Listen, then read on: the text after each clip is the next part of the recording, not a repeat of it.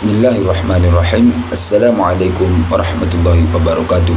Perkenalkan, nama saya Rafiil Harahap, NIM 0103222021, Prodi Pengembangan Masyarakat Islam, Fakultas Dakwah dan Komunikasi Universitas Islam Negeri Sumatera Utara. Di sini saya membuat video singkat untuk memenuhi tugas ujian akhir semester mata kuliah hadis tematik yang dibimbing oleh Bapak Dosen Haji Muhammad Iqbal Abdul Muin LCMA.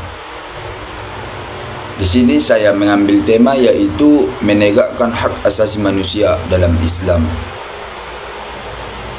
Perlu kita ketahui bahwa definisi HAM ataupun hak asasi manusia adalah berbagai fasilitas yang diberikan oleh Tuhan kepada semua manusia, yang diantara sesama manusia tersebut memiliki fasilitas yang sama. Hanya pada level praktisnya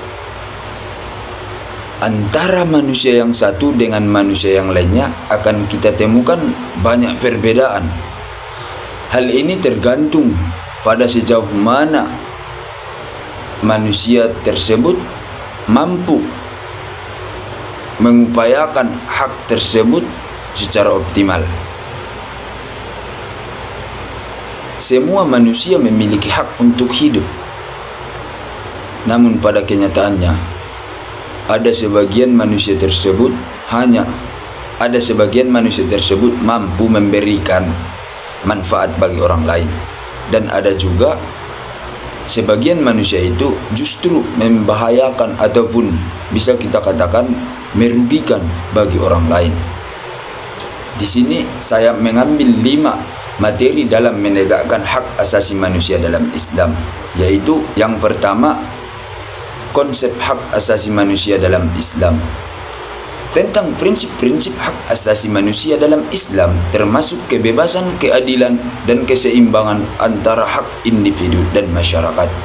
Yang kedua, pengajaran dari Al-Quran dan hadis. Analisis terhadap ayat-ayat Al-Quran dan hadis-hadis Nabi Muhammad SAW yang mengandung nilai-nilai hak asasi manusia seperti perlakuan adil terhadap semua individu tanpa memandang suku, agama, dan warna kulit.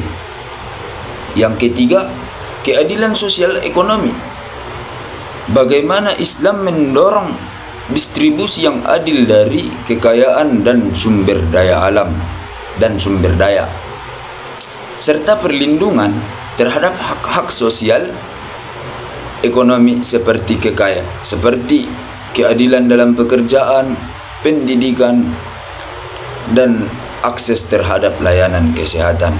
Yang keempat, perlindungan terhadap minoritas.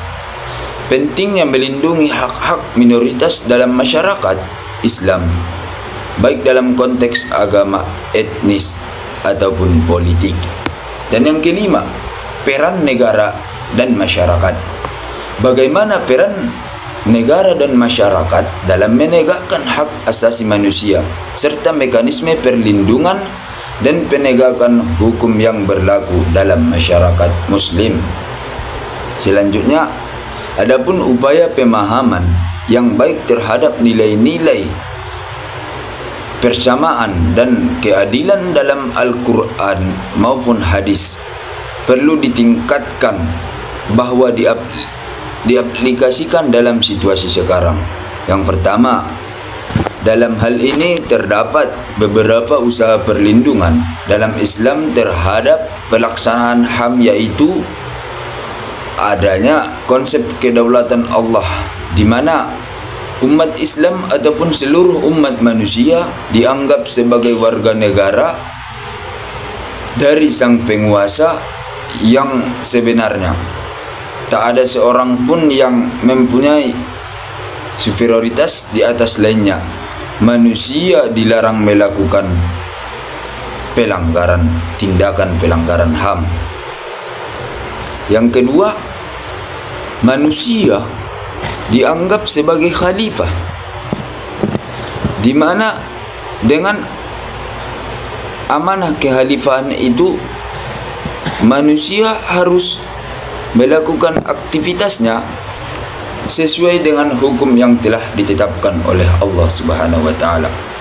Yang ketiga, adanya konsep kesucian hak-hak manusia, karena Al-Quran menyatakan bahwa barang siapa yang membunuh seorang anak manusia, maka seakan-akan ia telah membunuh seluruh manusia.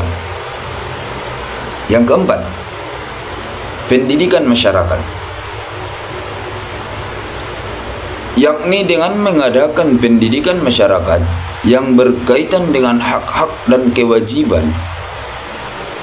Dan pendidikan merupakan jaminan yang nyata terhadap hak asasi manusia.